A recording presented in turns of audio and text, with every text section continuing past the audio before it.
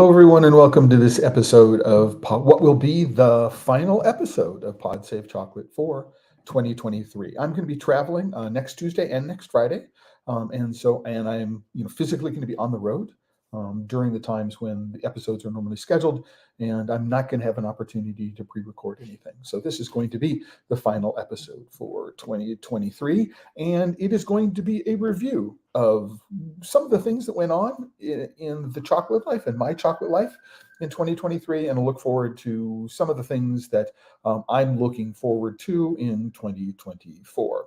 Now, as always, please go into the comments or the live chat replay on YouTube, the comments on LinkedIn and Facebook. Let me know where you are connecting from around the world.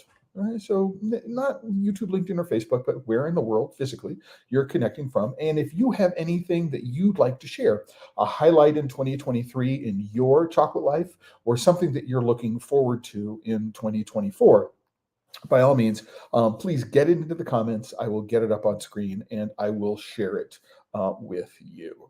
Right. And with all that said, let's get started. Okay.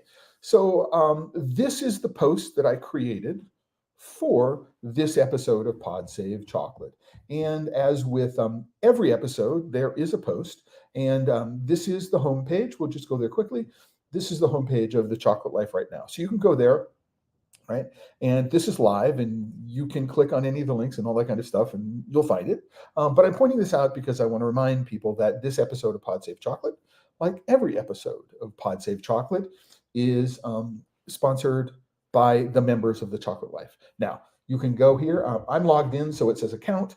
But if you're not logged in and you're not a member, it will say join. So click on join. There's always a free membership. And if you have the resources to support the work that I do here, please go ahead and do so. It's always appreciated. And if you're watching on YouTube, like, subscribe, and share the video. Throw a comment in as well. Always appreciated to help the work that we do here at the Chocolate Life. And so when we already have a comment this morning from Frank Menteau. Frank, currently in Texas. Now, I met Frank, I want to say, it's going to be 2 years ago now, at least, I think, on an episode of the Chocolate Life on Clubhouse. Frank, I want to let you know that the package you sent me arrived safely. I got notification there'll be another package arriving. And I'm looking forward to scheduling a time to get you here on an episode of Pod Save Chocolate so that we can talk about it, right? What it is that you're doing. This is something that an offer that I make to anyone who's a regular viewer. You can connect with me if you're making chocolate, some other product you'd like to do a live review online, talk about your business, then contact me, member.support@thechocolatelife.com, and let me know where you are, and we can arrange to get product to me, and we'll do a live tasting on air.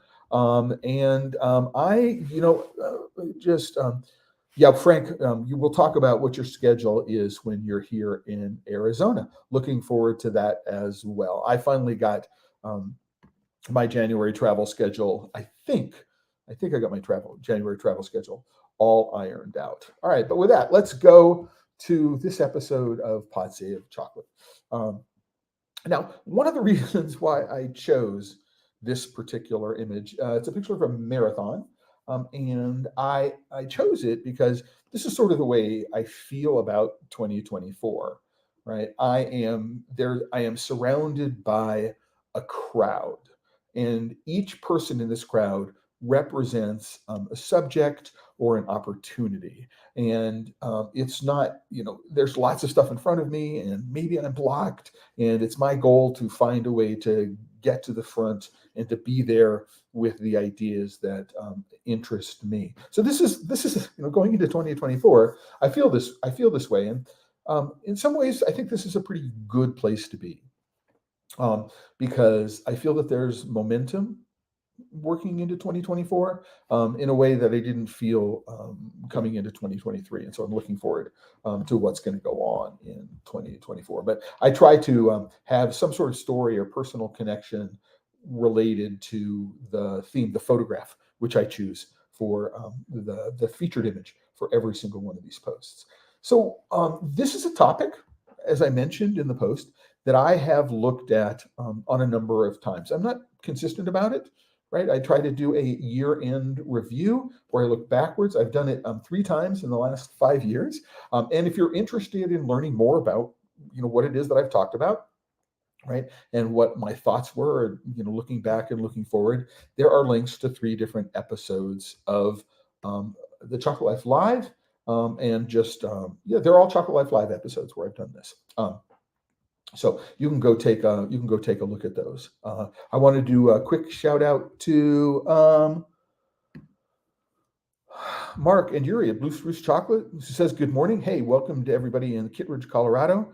Crazy end of year sales, busy. Congratulations. I mean, there are worse problems to have than being busy and having people in the shop and things are bustling, which generates energy and excitement. And so congratulations on that for you. It beats the alternative. Nobody walking into the shop and not shipping out any orders on a daily basis. I've been there. And so, congrats and all that kind of stuff. Thank you for the kind words. And we talked about the photo that you have of mine on your wall. And I think what I may do is if you don't mind, what I'll do is I'll post the photo, one of the photos that you sent me, and I'll put it in the post for today so people can see. People may not know. Thank you for reminding me, Mark, that I am a photographer by training. I studied photography at Rhode Island School of Design, Fine Arts Photography, and I have a number of photographs that I've taken over the past, since 2003, so 20 years now, that document my international travels as part of my Chocolate Life. And if you'd like a signed print of one of those images, what I will do is I will put a link to the post where I show you some of the images that are available, and you can select from among those. Or if you have a special request, what I can do is I can go look through my archive of several thousands, many thousands of photographs to find out if there's something that you might like to hang on your wall, or to make a calendar from, or any one of a number of things. I'm happy to go about doing all those things. So what's this? Anyway, Mark, Chuck from Boulder traveled to visit the shop, provided lots of good info and feedback on our chocolates. I'm not exactly sure who you're referring to there. He was one of the participants. Oh, okay. Yes. Kurt. I believe you're talking about Kurt. Yes. So Kurt is a really passionate when it comes to chocolate, is incredibly experienced and has some really strong ideas. And I'm glad that he is close enough to you that he can go and visit you. I mean, I tried to go and reach out to you when I was on my cross-country craft chocolate odyssey. Unfortunately, it didn't work out. I'm sitting here in Prescott. You're just outside Denver. There is a direct flight from Prescott to Denver. And so we're going to have to figure something out in the spring in order to be able to figure that out. So thanks for that. And I'm glad that Kurt had an opportunity to come and visit with you. But as I've said, I've been doing this year-end review, looking forward review, done it 3 times already. And so you can go and find out about that. So one of the fun little things that happened to me this year is, many of you may not know this person, but there's a guy by the name of Dennis Van Essen. I've known Dennis, oh my gosh, for close to a decade now. He is an importer and distributor of craft chocolate in the Netherlands. And he has been involved in both the Chocoa conferences that I've been to, as well as the Origin Chocolate conferences that I've been to. And he put together, or High Five, the distribution company, put together a list in 2023. This is end of November, so barely a month ago, of top 10 chocolate educators to follow on Instagram. And I think this is in alphabetical order, but the Chocolate Life is on that list. So if you're not a follower of mine on Instagram already, my screen name is @DiscoverChalk, which you can see directly below here, @DiscoverChalk, on Instagram and Twitter and Threads and TikTok, believe it or not. So you can follow me. So I was really pleased when this showed up in my feed, that the folks over at High Five Chocolate had decided that I was one of the top 10 chocolate accounts on Instagram that you should follow. So please do that. And one of the things you may want to know about that is that I do post, again, a notification about this episode on Instagram. So I don't stream to Instagram for a lot of reasons, although I now can. It's just, I find it a whole lot. I find it, because the streams are archived on YouTube, LinkedIn, and Facebook. It makes more sense to do that than to try to do them as Instagram lives where they're not archived. But right, that can be changed. Let me know in the comments if you think you'd prefer to watch this on Instagram, or do you think I should do excerpts and put them up as reels, or TikToks or shorts on YouTube? There are lots of opportunities that I'm looking for in 2024. So please let me know what your preference is. When you go down to the comments, send me an email at member.support@thechocolatelife.com. If you are, in fact, a member of the Chocolate Life, you can also go down to the bottom. There's a member discussion. Got to be a member, and you can be a free member, but you can put your notes in the member discussion, and I get notifications and read every single one of those and respond where it makes sense. So with that, what I want to do is I want to go back and look at some of the stories that I covered on the Chocolate Life and the Chocolate Life Live and PodSafe Chocolate in 2023 that struck out at me. I did more than 80 episodes of the Chocolate Life Live in 2023, and the total number of stories which are posted on the Chocolate Life is now getting really, really close to 1,500, and that doesn't include all the stories which are on the archive site. So yeah, it's pretty intense in terms of of the work that I'm doing. But a couple of them, a couple of stories from 2023 really stood out to me. The first one of these was one of the earliest stories that I did, which is around cadmium in chocolate. So this followed up on the Consumer Reports reporting in December of 2022 about cadmium and lead in chocolate. And I followed this up on at least once or twice again in 2023 because it's reared its head on many, many occasions. There is a lot of consumer confusion about the hazard and risks which are associated with cadmium and lead. And if you follow social media, what you'll do is you'll find that this is a topic which is referred to over and over again. So what you can do if you are interested in learning more of it, there's a search button up here. You can type in the word cadmium, and what you'll do is you'll find a list of articles which have been published around cadmium, including the ones in 2023. So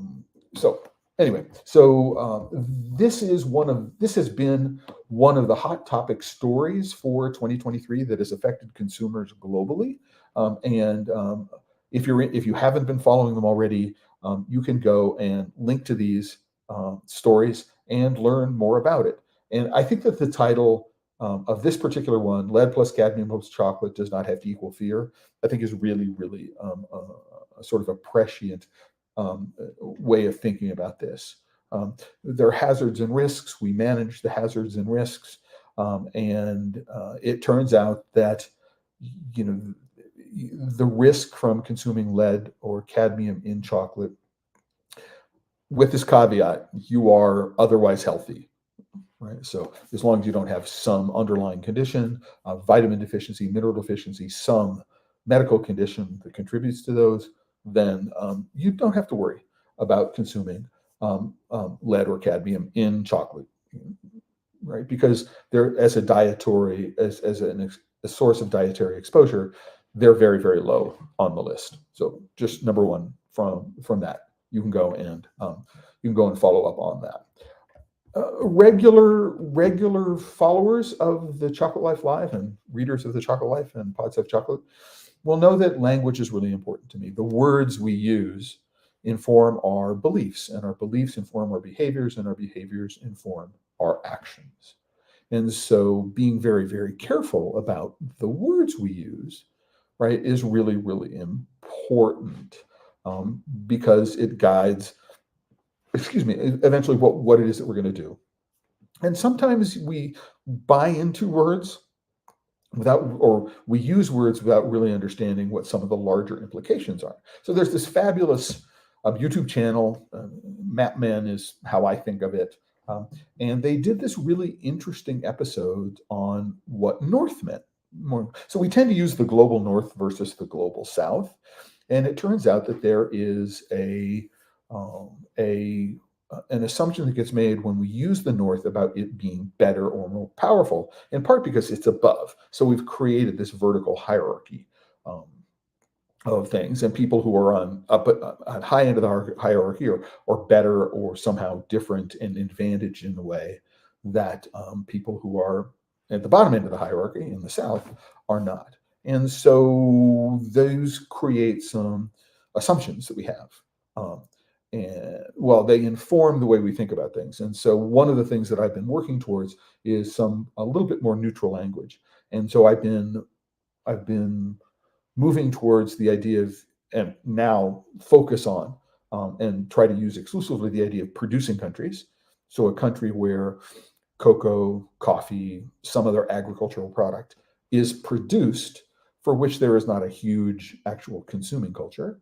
Right, so we have producing countries and then we have consuming countries, and there's no geography, and there's no hierarchy like global North, global South, or developed and undeveloped, or first world, third world. Right, so I'm trying to move towards that, and if that idea is one that resonates with you, the idea that the words we use are important, then this article, The Languages of Cocoa and Chocolate, or this live stream, the Chocolate Life Live, might be of interest to you. So, go and check that out.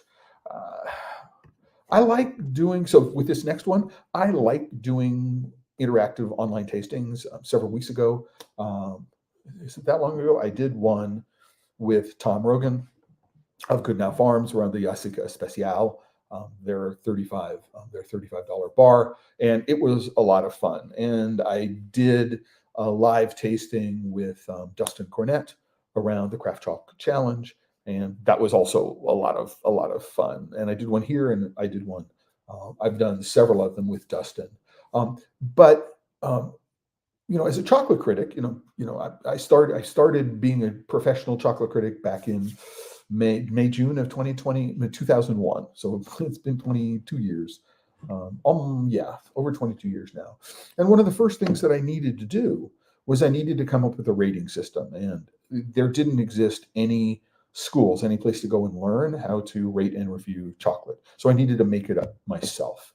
And for me, one of the things that I love doing when I do these rating and reviewing and judging chocolate bar episodes is I get a chance to talk through my process. So I don't like doing pairing events or tasting events where what I do is I just say, this is good, you should like it. Or here are two things, they go together because I'm an expert and I think they go together, and therefore you should think they should go together. So it's a lot of fun for me to be talking about the process, how I go about thinking about rating and reviewing chocolate, how I go about evaluating chocolate. And it's a little bit different. I have a method, which I call the comparative method, which is different, and it shows up in two exercises. One is what's called the pyramid tasting exercise. The other one is called 3 and 1 and 1 and 3. These are ways of comparing things, because the human nervous system was built to compare things. All right, so I can say, this is bluer than that, or that's farther away than that, or this is moving faster than that. And so we're really, really good about doing those. And we can use that understanding about the human nervous system and cognition, the way we process the world, as a way to think about learning what we like about what we like, which I think for most people is they want to understand, I'm tasting two different things. What is it about these things that I like as opposed to don't like? And then we can get to describing what I'm tasting. this is red fruit, it's cherries, or it's strawberries, or it's raspberries. Those I think are, for me, I think that for many people, they're secondary as opposed to primary goals. And so being able to talk about how I rate and review and judge chocolate is always a lot of fun for me. Also, we've just ended January, so I would try to be a little bit more selective when it came to the rest of the year. So many people will know that I'm now, my home is in Prescott, Arizona, and I moved from Brooklyn, New York in March, April. But in February, I realized that I was going to be moving. And so I did a series of episodes called, well, let's do it this way, called The Cross Country Craft Chocolate Odyssey. And so this is an introduction to that. And then there are several episodes in this series. And, I figured, if I'm moving from the East Coast to the West Coast, I could fly and therefore miss everything that was on the ground below. But what I ended up doing is I ended up getting on the train. So I took Amtrak from Boston. Just after visiting Goodnow Farms in Sudbury, Massachusetts, I got on the train in Boston, went to Chicago. From Chicago, went to Cincinnati and visited the people at Maverick Chocolate, Paul Picton. Went back to Chicago, went to Kansas City, where I visited Mike King at Encore Coffee. Hey, perfect timing, Mike. Happy holidays, Merry Solstice, which was yesterday. Yep, yesterday was the solstice to everyone. Hope things are really going well for you in Kansas City at this time of year. We have sort of a dreary day here today. It's been raining most of the morning. It's overcast, starting in the just above freezing when I woke up. So it's getting a little colder. I'm going to the East Coast as part of my holiday travels, and so it's going to get much colder. It's going to get much colder in the next couple of days. Mike, glad to hear that it's busy. Mark at Blue Spruce said it's the same thing. Glad to hear that this time of year is busy for everyone. If it's not busy at this time of year, got to wonder what it is that's going on. But the Craft Chocolate Odyssey, listen, I had a lot of fun visiting with Paul Picton at Maverick Chocolate. I had a lot of fun visiting Kansas City with Mike King. I then went to Santa Fe. Unfortunately, didn't get to Denver or Kittredge, Colorado, where I wanted to meet with Mark and Yuri at Blue Spruce. Ended up, as I say, spent a couple of days in Santa Fe. Stopped in Albuquerque and Flagstaff on my way to Prescott. And so, if you'd like to learn a little bit more about my my cross-country craft chocolate odyssey, you can start with this post. And then there are 3 other posts in the series, I think. You can follow it up. This article, I am, I don't know about you, but it's hard to go through a day without running into a story about AI or an ad about AI somewhere in my news or social media feeds. And to some extent, 2023 is really when AI really burst into the public consciousness, I think. And I wanted to, so I did an episode on, can I go to ChatGPT, ask ChatGPT questions, and what does ChatGPT, I think it was 3.5 at the moment, not 4, can tell me about chocolate.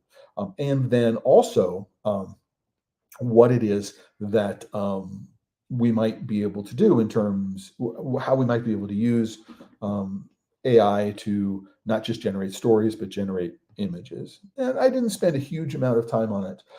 I don't tend to use AI for image generation. I don't tend to use AI for writing, although I will use it for ideation. I can ask a question and get an idea from it. So I use it that way, but I don't use it actually to write text. However, there are some places where I do use AI, which have turned out to be really useful for me.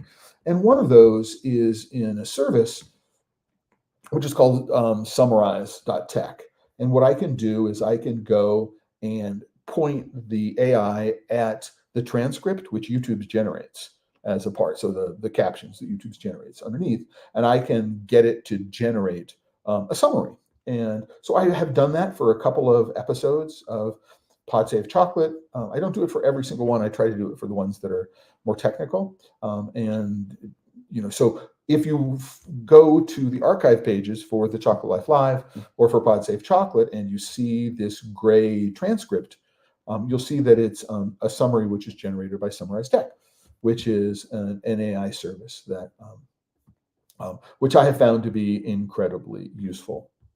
And it's probably my most dominant use of an AI platform. Now, I am sure that there is going to be a lot more in terms of understanding how AI tools can be used. I would love to figure out how to develop a large language model which was trained with a data set which was very, very specific to cocoa and chocolate, and especially research papers around cocoa and chocolate, because I think that it would be very, very interesting to be able to ask very, very detailed questions and to use an AI to tease out relationships that might be very, very difficult to tease out just through reading, and use it as a complement for what it is that we're doing. We're also going to be seeing where artificial intelligence tools are going to be used to help predict crop yields as a result of weather changes. We're already seeing that. There are a number of companies that are offering it. And so there are some very, very specific, I think, incredibly useful ways to use the technology. But I think that a lot of them are pretty, for me, right, don't make a whole lot of sense in my daily life. Maybe I'm overlooking something. Maybe, listen, although I've been around, computer technology since my earliest days, my father was involved in the computer business since the mid 1950s. And I had a career in high technology, computers, interactive multimedia, computer graphics, information management technologies for 20 some odd years. Maybe I'm just old. I don't like to think about that aspect of things. Is it really a curmudgeonly or kind of thing? I like to think that I'm pretty open about those kinds of things. Another story through line, right, which is represented by this Deconstructing the 2023 Chocolate Scorecard, has to do with putting together lists of companies who are doing good, right, in the world. So putting together what could be thought a whitelist, right, as opposed to a blacklist. Again, those are racist terms, and I've replaced them with wicked good and wicked bad, which say the same things but don't have connotation, these racist connotations. But one of the challenges with taking a look at these scorecards is understanding what it is that they're measuring. Right? And in this particular case, the chocolate scorecard is now run by Be Slavery Free. It used to be run by Mighty Earth. Is that what they're doing is they're really talking about policies, and they're not talking about the implementation of policies. And so we need to learn to read what it is that they're doing and understand what it is they're doing. One of the particular challenges I have with the chocolate scorecard is that what they measure and how they present it changes from year to year. So it's impossible to make year-to-year comparisons easily. And also, they don't talk about progress. So we don't know, here's company X, Barry Callebaut, for example, it was, number 17 on the list this year, and it was on number 4 or number 23 on the list last year. We don't know anything about the progress. And I think that for something like the chocolate scorecard, being able to present progress is, I should think, could be easily done, rising with a bullet in the Billboard charts way of thinking about it. But it's really, really important to understand that what they're doing and how they're doing it, and why they're doing it. And, irrespective of whether it's the chocolate scorecard or whether it's the Tony's Chocolonely annual quote unquote fair report, or it's anybody's transparency reports, being able to see below the surface and read between the lines, and understand, what they might be saying and how they might be um,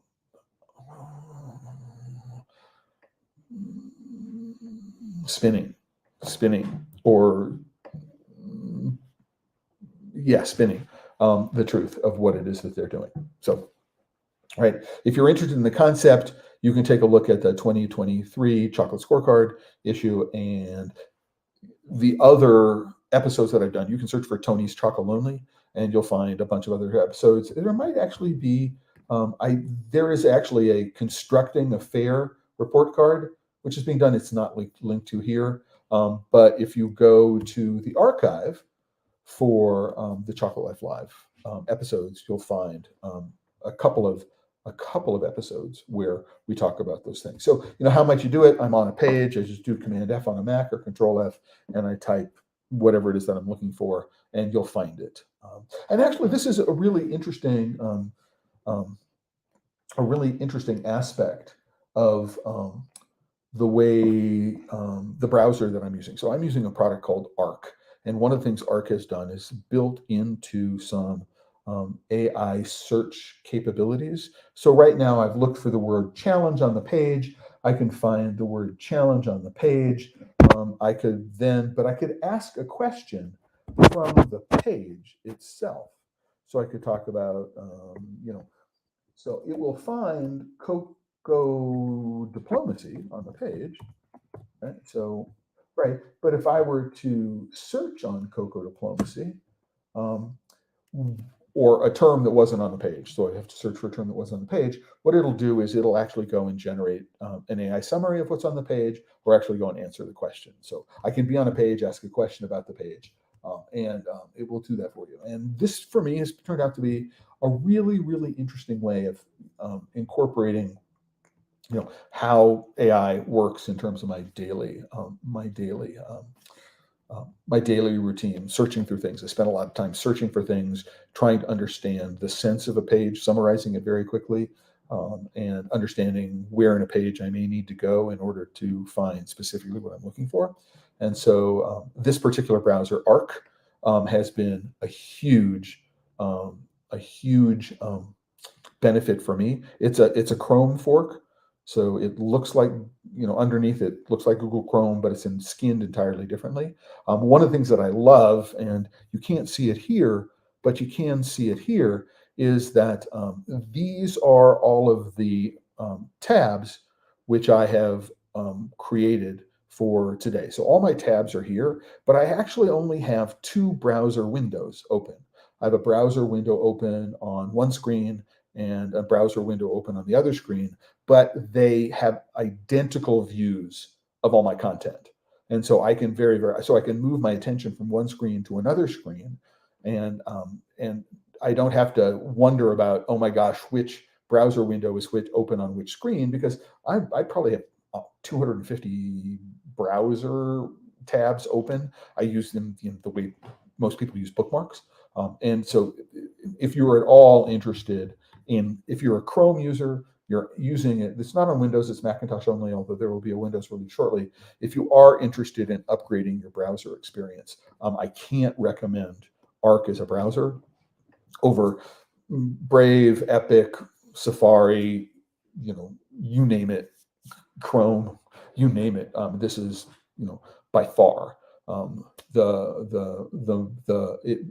one of the greatest influences and increases in my productivity and my ability to do the work that I do in 2023. So just wanted to let you know that. I am looking forward to the way it's going to be upgraded to in the course of the next year. One of the things that I would like to do a lot more of, and I don't do enough of, is interviewing chocolate makers and interviewing cocoa growers. So there are a series of Chocolate Life Live episodes that I did in May. I was focusing on it, and so I did it. So there's an episode where I speak with Nicolo Corallo. Nicolo is, the son of Claudio Corallo, who is an iconoclast in the world of cocoa and chocolate in the nation of Sao Tome and Principe. I met Nicolo in 2022 when I was in Lisbon in Portugal. A great guy. We've since had a number of conversations, and you can learn more about what it is that Nicolo is doing both in Portugal and the island of Principe by watching this conversation that I have with him.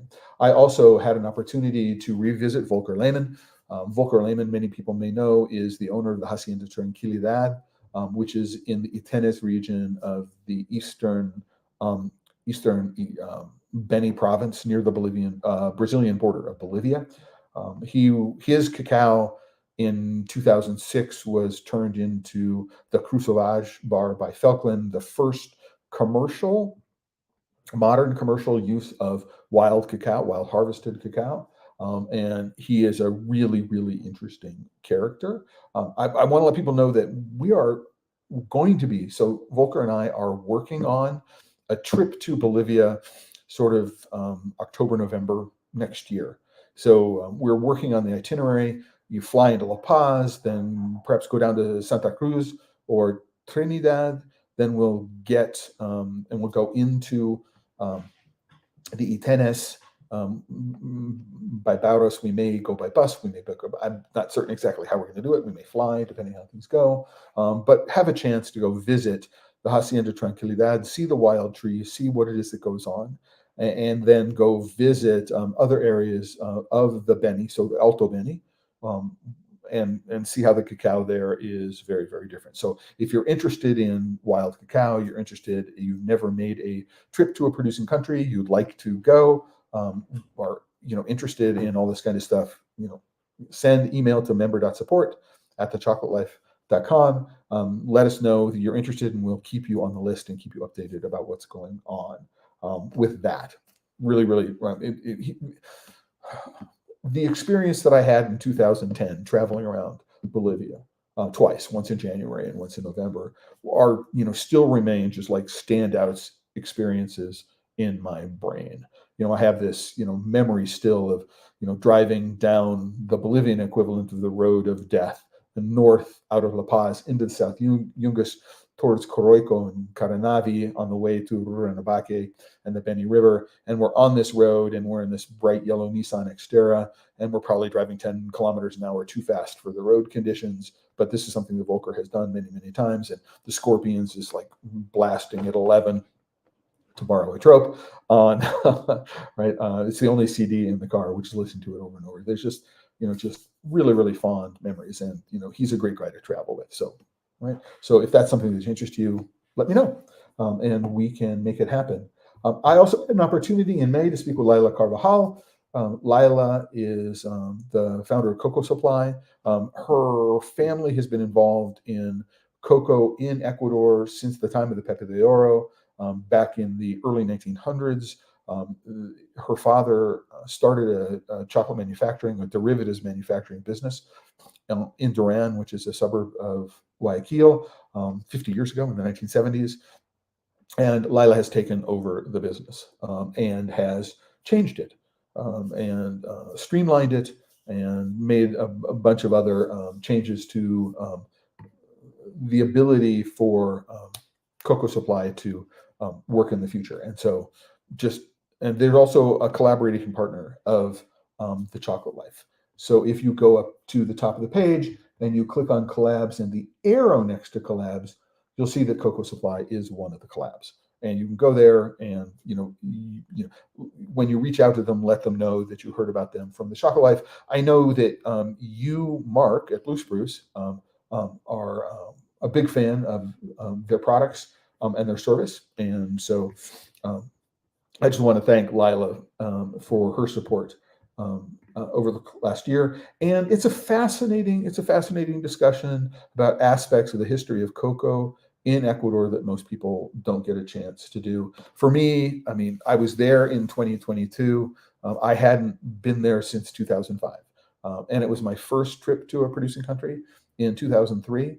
And it was just a fabulous trip. It's just a fabulous trip. If you haven't been and you'd like to go to Ecuador, let me know. I can introduce you to Laila and some other people who you should visit while you're in the Guayaquil area. I know that it may not be really, really safe right now.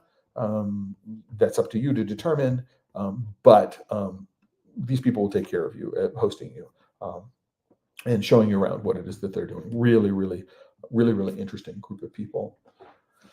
I'm looking at this and I'm going, oh my gosh, we're already 40 minutes in and we haven't actually gotten through the list anywhere near, right? We're only in June and there's so much more to do in terms of looking back at 2023. So I'm going to do one more in terms of 2023 and then start looking forward. There's so many to do. So what I want to do is I'm gonna preface the move from 2023 to 2024 by saying that there were 2 episodes of Pod Safe Chocolate which have been done in the last 2 weeks. One of which was actually was it last Friday? It was last Friday, where I pre-recorded an interview with Terry Collingsworth of International Rights Advocates about a new lawsuit, which is being filed by International Rights Advocates against Mars, Mondelez, and Cargill after a result of a news report which was done by CBS, saying that, to paraphrase, right, that pretty much that almost everything that Big Chocolate has been telling us about them remediating illegal labor in the supply chain in Ghana and Cote d'Ivoire need to be taken with mountains of salt, not just a grain of salt, not just a molehill of salt, but a mountain of salt, and that they are not engaging at arm's length. They're actively aware of what it is that's going on. And it's disturbing after 20 some odd years that the progress has not been made. Right. But that, in conjunction with the interview that I had earlier this week with Anthony Fountain about the EUDR, are going to turn out to be really, really important for people. And this is the segue into 2024. So because it turns out that the issues related to the European Union deforestation regulations and the due diligence directive, which is going to come next, right, which overlaps what it is that's going on with the attempt to eliminate illegal labor in the supply chain, is going to be the primary story in cocoa and chocolate in 2024.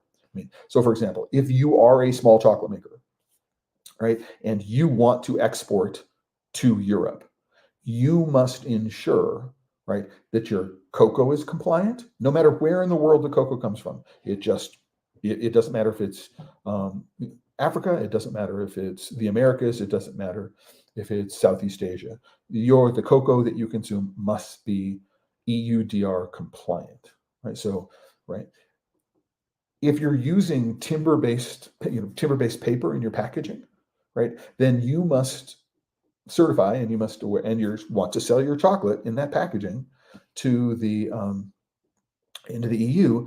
You must be able to certify that the timber used to make the paper is EUDR compliant, right? I'm not entirely sure why sugar is not on the list, but if you're using a compound chocolate, right, that contains palm oil, so anybody who is making a chocolate with, for example, EPG, which uses, I believe, fractionated palm in it, right, or using any kind of compound, then you need to make sure that the palm oil is EUDR compliant. I mean, if you're using lecithin from soybeans, you need to make sure that the soy, which is the source of the lecithin, is in fact EUDR compliant. So it's huge. Now, I want to say that one of the things that I learned from Anthony, and again, this is a link which you can get to. You don't have to worry about it. I will make sure that it's on the page on the page for today's episode. It's not there now. I'm going to put it in afterwards. Is that as of about 2 weeks ago, there was a huge concern about whether derivative product, cocoa beans, or finished product that was in the EU was going to be banned, right? Everything was going to be banned as of January 1, 2025. So, could I stockpile product and get it into the EU by December 31st, 2024, does that make even sense? So one of the things, so here's an article that's talking about that. And one of the things that the EU has, or the EC has come up with is in the last couple of weeks, is that since this article was published, is that any product which is in the ECU by December 31st, 2024 is going to be exempt. Right, so that's really, really good to know. But there's a lot of unknown unknowns right now, right? What is the impact of the EUDR going to be? Number one, nothing about the EUDR, right, talks about farmers. This is not the point, right? It is designed to address issues associated with deforestation. It is the due diligence directive, which is coming up over the course of the next couple of years, that is going to be how the how the EU wants to address corporate social responsibility and governance issues, which have to do with things like farmer livelihoods, right? Going forward. So how they're going to interact with each other is not quite known yet, but you guys, I say everybody who's watching this, anybody who is interested in getting their chocolate into the EU, right, is going to need to be EUDR compliant, right? And you need to understand what the EUDR rules are and how they're going to affect your business and what you need to ask your suppliers. So you need to ask your cocoa suppliers, are you EUDR compliant? And you need to get, as part of the FSMA and FSAP, right, obligations, reporting obligations, you need to make sure that you have that documentation so that if anybody comes to you and says, prove that you're EUDR compliant, you can do that. Because it turns out it is the company that does the importing which is going to be ultimately responsible for ensuring EUDR compliance, and they're going to be relying on your representations to make it happen. And one of the little bits of nuance here is that it's not clear if the company that's doing the transportation logistics are going to be the responsible. It's not. Is it the brokerage that's responsible for it? Is it the receipt, the person that the shipment is ultimately going to? We don't even know who's going to bear that responsibility yet, right? So there are lots of things that are not entirely clear about the law. But what it is likely, one of the things that Anthony said, and I tend to believe with him, is that there's going to be a 5 to 15 year period that's going to be where there's going to be an adjustment and some dislocation here. Now, associated with all that is I want to talk about this particular issue, which is related to it. This is a report. Associated Press did this. Today's Friday. On Wednesday, they published it on Wednesday about the Omo Forest Reserve in Nigeria, where there are farmers living and working on protected lands. Now, and you're not organizations like the Rainforest Alliance and Fair Trade are saying, agricultural activities on protected reserve lands are no bueno. And it turns out that not only do those organizations, but also the big buyers, OLM and others, have policies which say it is our policy to prohibit buying cocoa which was grown and harvested in protected lands. And yet it happens on an almost daily basis during the harvest season. And what the connection to the EUDR here is that there are two aspects of it, which, and I'll get to the connection outside of producing countries, is that the cocoa must be compliant with the deforestation, so it can't come from areas which are deforested, right? And it must be legal, right? By the laws of each individual nation. So if, for example, Nigeria didn't have a law specifically prohibiting agricultural activities within protected reserves, then, and these protected reserves are not deforested, then this cocoa might be legal under the EUDR, right?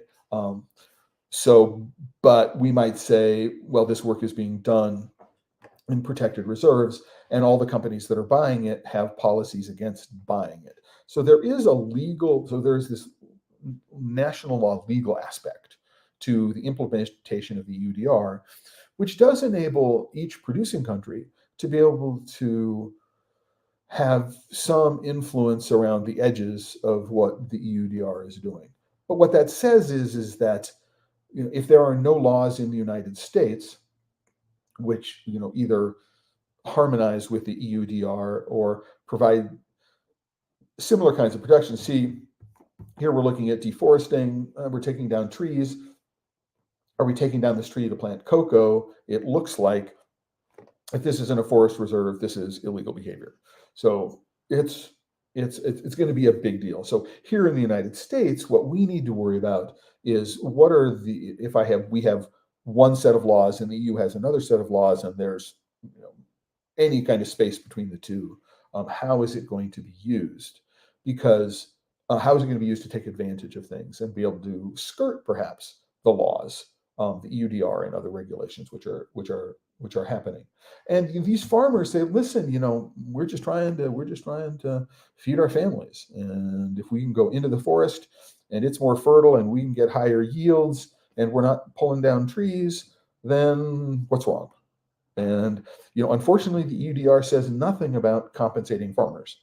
Right? So could the government of Nigeria say it's illegal and we're going to provide you with the resources so that you don't have to do this? That might be one thing. So it's a very, very complicated situation that's going to rear its head over the course of the next couple of years. And it's one thing that, again, if you can. So it's not even clear that even if you're not exporting your product to the EU, like you're not sending to Dennis Van Essen at High Five, but somebody buys from you. So let's say you're sending your cocoa to the UK. You're sending your chocolate to a distributor in the UK. Let's say Cocoa Runners takes your chocolate. Somebody wanted to buy the chocolate from you here in the US and ship it via the USPS or UPS. If it wasn't EUDR compliant, there's an issue there, right? So even if you're not exporting it, there's an issue about shipping it into the EU. So it's going to be really messy for a bunch of years until all the rules are in fact established. A thing that's going to happen here in the United States that I want to talk about in general, because 7 minutes left. How did that happen? Is something called the Corporate Transparency Act. Now, the Corporate Transparency Act, most people have never heard of before, and it only affects companies that have 20 or fewer full-time employees. Right? What you must do in 2024, because the deadline is December 31st, 2024, what you must do is file paperwork with the federal government, right? That lists all of the beneficial ownership information of your company for every owner that has more than a 25% stake in the company. Now, the idea here is that it's going to make it much more difficult to do money laundering, right? And one would think, how many small companies are doing money laundering? Maybe it's the big companies. The theory is that these big companies are already required to provide this information. And so the law is about plugging up that loophole. There are some penalties associated with it, and there are resources that I'll link to afterwards to get there. But any small company, so Mike, you need to do this. Mark, you need to do this at Blue Spruce. You need to take care of this, and you should probably ask your accountant and make it a part of your 2024 or 2023 tax filing for this coming April. But you need to do it. All right. Otherwise, $500 a day fine. It's not huge, but it could be consequential. Should the FinCEN or I think it's FinCEN decide to come after you for doing that. But it's a bit of regulation that has snuck under the radar. I mean, I had not heard of it until a colleague shared the information with me a couple of weeks ago. And since then, I've done a moderately deep dive into what the regulations. It turns out that if you're a sole proprietor, you're the only person, and you're not an LLC, and you haven't registered, you probably need to provide this information to the government, right? Because they're worried about you laundering money. So that's that. If you haven't taken care of that, you need to think about that. And again, as a part of the tax filing for the 2023 tax year, you should probably make sure that it's done as a part of that to make sure that you're in compliance. Your accountant may or may not know about it. Your lawyer may not know about it. But I'll put a link to some of the rules and regulations around it, so you can decide. There's a checklist about what if you're required to do this and what that means. So I'll put that link on the page later today. And then finally, I want to talk about something which is going to be the focus for me personally and professionally outside of the chocolate life for 2024. And that is this initiative called International Cocoa Diplomacy. People who have followed me know that I was in London in October for the annual International Cocoa and Chocolate Forum that happens in London. I have been working with the founder of this organization, the Oloni, which is an honorific for tribal king. So the Oloni of Eti-Oni, which is a region in Osun State in Nigeria. So I've been working with the Oloni since June or July on international cocoa diplomacy, and I am working with him to be able to help take this idea and spread the mission and the goals and make it a working entity. It's already a working entity. I'm looking at how do we go and expand it, and what are the governance issues? How do we handle membership? What are the initiatives that that ICD is going to undertake? And I am going to be traveling back to Nigeria. I'm going to be leaving the United States, I believe, on the 6th of January. There is an edition of the International Cocoa and Chocolate Forum, which is split between Abuja, which is the capital of Nigeria, and Lagos. Those are on the 9th and the 11th of January, respectively. And we're going to be addressing a bunch of issues on the ground in Nigeria. And while we have this, while the Oloni is, of course, Nigerian, International Cocoa Diplomacy is an international charity. So the UK equivalent of 501c3, which is headquartered in London. And so it's been really, really exciting and really, really interesting. Number one, to get to know the Oloni. As an American, it's always a challenge for me to say Your Majesty, which is interesting. But taking what it is that I know and what it is that I've learned over the last 20 years and look at it in terms of organizational development and governance has been really, really interesting for me. And it's a project that I'm really, really looking forward to working on over the course not only of 2024, but going forward. In part because I want to become a member of the essentially the management team that takes this global, because it provides a platform for me to be able to implement many of the things, or to work with others. It becomes a platform for me to work with others to implement many of the things that I've been talking about in the Chocolate Life on Clubhouse and the Chocolate Life Live and here on Pod Save Chocolate over the course of the last three plus years, and in matters back over my entire career. So it represents a really, really interesting opportunity, and I'm looking forward to returning to Nigeria in a couple of weeks. Yeah, it's going to be interesting. The itinerary, the flight itinerary, is a little bit crazy.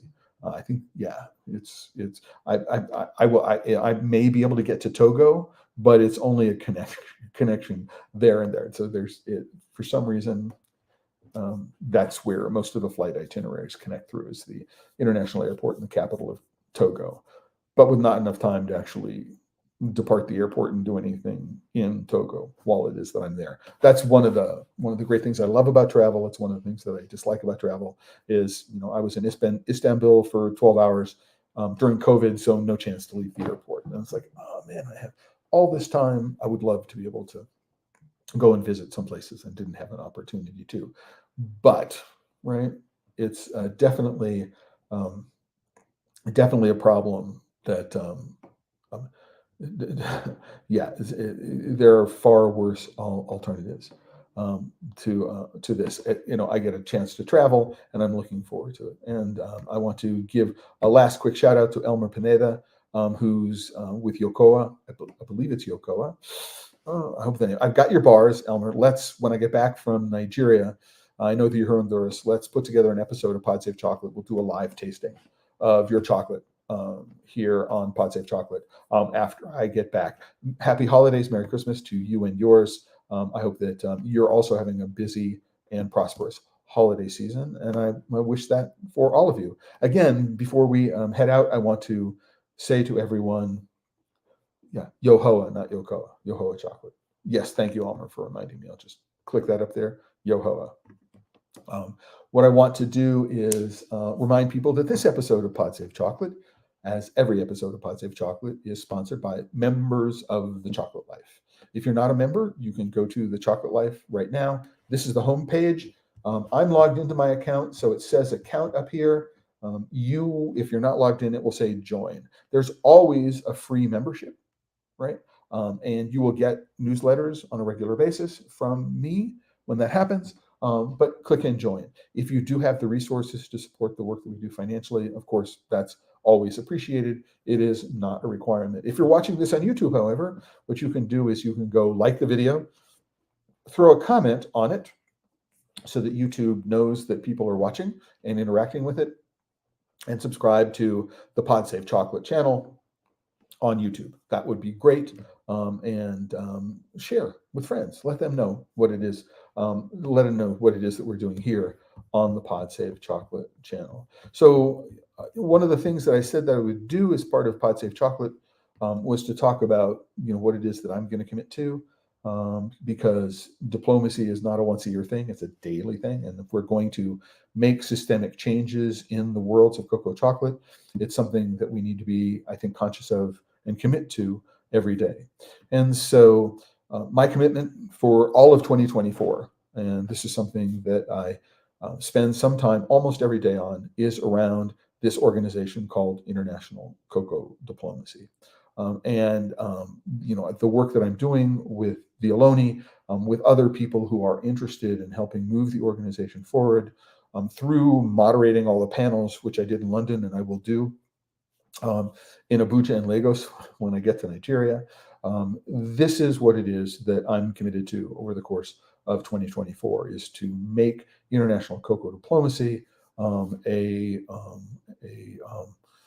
force to be reckoned with, that we have ideas and we're implementing these ideas in ways that challenge the status quo, but turns out to be workable solutions. And that's what it is that I'm focusing on, is focusing on the notion of workable solutions. And this was something that I'll be sharing on a regular basis with everyone, because it won't work without your input and without your help. And so it will be something that I'll be focusing on over the course of 2024. And I will be doing a trip report about my experience in Nigeria after I get back. That's happening. Before I head out, I want to remind everybody again that this is the last episode of Pod Safe Chocolate for 2023. I'm going to be traveling this coming Tuesday and Friday. I'm visiting my daughter and her family, her extended family, as opposed to, I'm visiting with my daughter in Massachusetts and Pennsylvania over the course of the next week, leaving tomorrow morning. And so I really won't have an opportunity to pre-record anything, and I won't have an opportunity to do anything live. So this is the final episode of Pod Safe Chocolate for 2023. The first episode of Pod Safe Chocolate for 2024 is the 2nd of January, Tuesday, the 2nd of January, and it's going to be with Keith Ayub, who's a Chocolate Life contributor and participant, has been for some time, a friend of the channel. And Keith and I will be talking about not chocolate and cadmium and chocolate and lead, which are two of the topics, which are the heavy metals contamination, is what we've been talking about most over the course of 2023. But we're actually going to be talking about another topic that came up recently, which had to do with chocolate and iron. not and specifically chocolate and iron deficiency. And then we're going to be looking at other issues related to health issues associated with cocoa and chocolate. So I'm going to be putting a post about this on the Chocolate Life in the next week. While I'm gone, I'll have an opportunity to create the post for this and do it early in the week. But if you have questions about um, chocolate and health that you'd like to ask Keith, who is the professor and a professor emeritus at Albert Einstein University. He is a pediatric nutritionist. He's a huge chocolate fan, all his own.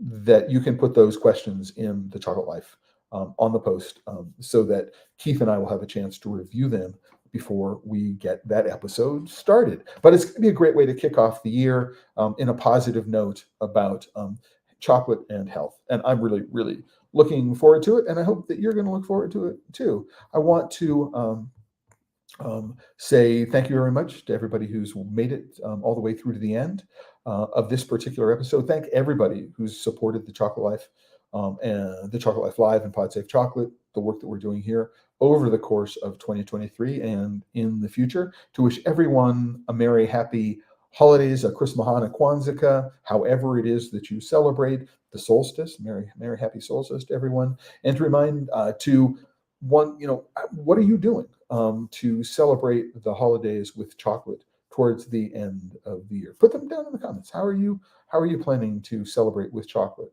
I've got, I think, 8, 9, 10, 11 chocolate bars that I'm taking with me to the East Coast, and I'll be sharing with my family, my daughter's family, when we get there. So I'm really, really looking forward to bringing some new chocolate into their lives and getting their opinions for what they're thinking. So I'm really looking forward to that aspect of things. And to remind everybody, if you're working with chocolate and you're not having fun, you're doing it wrong. So everybody, have a great holiday season. Remember to have fun, and I'll see you again in the new year.